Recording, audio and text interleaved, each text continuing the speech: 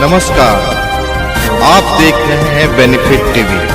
हजारों दर्शकों का मनचाहा कार्यक्रम, हजारों साथियों का मनचाहा प्रोग्राम, आप देख रहे हैं बेनिफिट टीवी। बिहार लेलिन अमर शहीद जगदेव प्रसाद अमर रहे, अमर रहे, अमर रहे।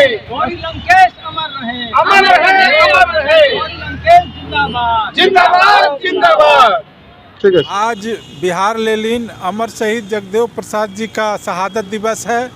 उन्होंने बिहार के कुर्था की धरती पर 90% शोषित दलित अक़लियतों की आवाज़ को बुलंद करने के लिए, सामंतियों के खिलाफ लड़ाई लड़ने के लिए, पुलिस वहाँ कांग्रेसी हुकूमत के खिलाफ आवाज़ बुलंद करने के लिए वो शहीद हो गए। आज वो नहीं हैं। उनका नारा था, पहले पीढ़ी के लोग मारे जाएंगे, दूसरी पीढ़ी के लोग जेल जाएंगे और तीसरी पीढ़ी के लोग राज करेंगे।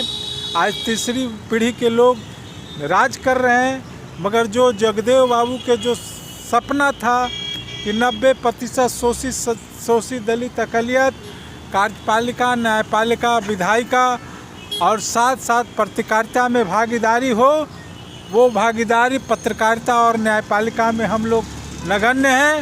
इसमें कैसे भागीदारी बढ़े, तभी जगदेव बाबू, अमर शहीद जगदेव बाबू का सपना साकार होगा। सर क्या कहना है बताइए। मेरा कहना है, इतिहास गवाह है, क्रांति कुर्बानी को जन्म देती है और कुर्बानी ही उनके वारिसानों को शांति प्रदान करती है।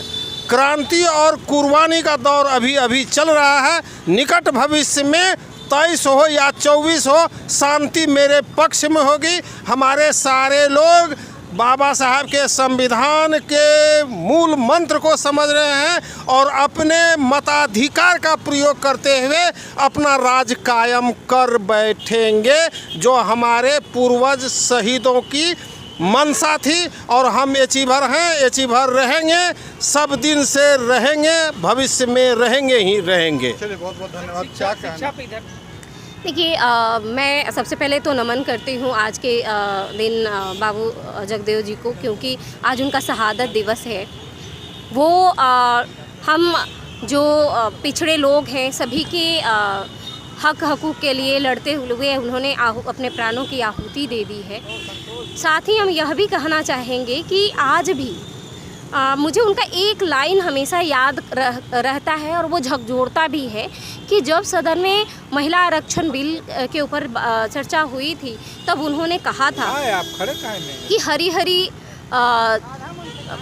अब की सावन भादों में हरी हरी चूड़ियाँ कादों में। इसके लिए उनका बहुत विरोध भी हुआ कि आप महिलाओं के विरोधी हैं, लेकिन वो महिला विरोधी नहीं है। उनका मानना था कि ऑलरेडी जब समाज के जो बुद्धिजीवी वर्ग हैं वो ऑलरेडी सदन में हैं, लेकिन एक महिला बिल ला करके वो आप 100% सदन में जाना चाहते हैं, लेकिन पिछड़े वंचित जो लोग हैं उनकी पहुंच वहां तक नहीं बढ़ेगी। बहुत बहुत धन्यवाद। हम अगले बताइए क्या कहना है इसके। देखिए, आज मैं सबसे पहले अमर शहीद जगदेव बाबू को नमो बुद्धाय, जय भीम, क्रांतिकारी जय भीम करती हूँ। हमारे महापुरुषों ने कितना बड़ा लड़ाई लड़ा था। आज जिस परिस्थिति में हमारे लोगों का अधिकार छीना जा रहा है, 90% के लड़ाई लड़ते हुए उन्होंने जान दे दी थी, और आज उनके लड़ाई के खिलाफ 10% असंवैधानिक स्वर्ण आरक्षण दे करके किस तरह से संविधान को में छेड़छाड़ किया जा रहा है। हमारे गरीबों को कानून जो जितना बना था वो सारे ख़त्म कर दिया जा रहा है। नया शिक्षा नीति जो साफ तौर पर असंवैधानिक है, जबकि हमारे जगदेव बाबू ने कहा था कि राष्ट्रपति का बेटा हो या भंगी का हो संतान, सबकी शिक्षा एक समान।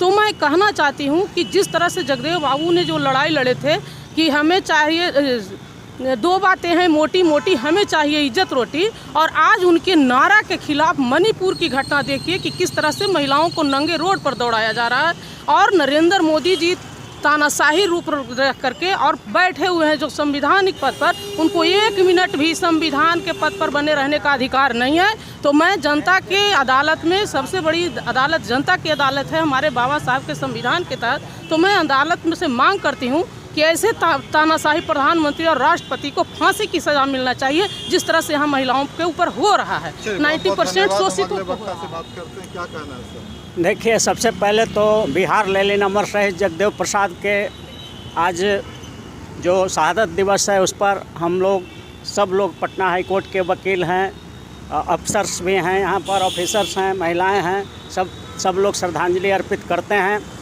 और ख़ास करके जगदेव बाबू का जो नारा था, राजपाट और न्यायालय में 90 भाग हमारा है। उनका कहना था कि सत्ता का जो चारों पावर हाउस है, न्यायपालिका, कार्यपालिका, विधायिका और प्राइवेट सेक्टर में मीडिया, यही चारों का काम है जन समस्याओं को समाधान करना।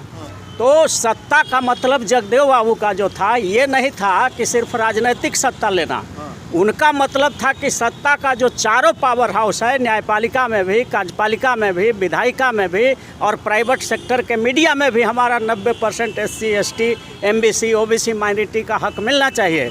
और इसी सपनों को जीते थे वो कहते थे कि पहला जनरेशन गोली खाएगा और दूसरा जनरेशन जेल जाएगा और तीसरा जनरेशन राज करेगा। और उसमें हम जोड़ रहे हैं कि चौथा जनरेशन आएगा जो आरक्षण विरोधी ताकतों को जेल भेजेगा और जो अन्याय करेगा उसको जेल में बंद करेगा। ये हमारा चौथा जनरेशन ये काम करेगा। चलिए, बहुत बहुत धन्यवाद। हम अगले बात करते हैं। देखिए, आज का कार्यक्रम मुख्य रूप से शिक्षा में जो बर्बादी है, ये मनोवादी ताकतें, फांसीवादी ताकतें सबसे पहले शिक्षा पे हमला करती है ताकि नई पीढ़ी शिक्षित ना हो। उसके बाद नई पीढ़ी को गलत कामों में, धर्म और जाति में और अन्य चीज़ों में उलझा दिया जाता है, उनको क्रिमिनल बना दिया जाता है और फिर उनको दबाना, उनका शोषण करना आसान हो जाता है। तो ये हमने आज एक पर्चा निकाला, इसको देख लीजिए गौर से। और इसमें वो सारी मांग है जो हमारे देश को शिक्षा व्यवस्था को बचाने के लिए।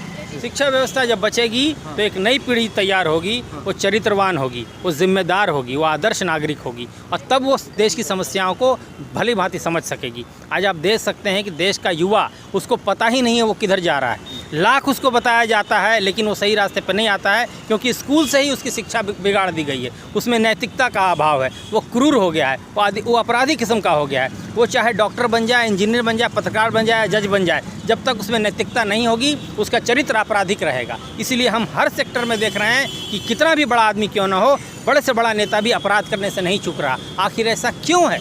इसी को बदलने के लिए, इसी शिक्षा के क्षेत्र में एक क्रांति लाने के लिए, ताकि हमारी ज़िंदगी चली गई है लेकिन हम जो नई पीढ़ी लाएं उसको जिम्मेदार बना के छोड़ें, ताकि देश को एक सही लोगों के हाथ में। आप देख रहे हैं बेनिफिट टीवी।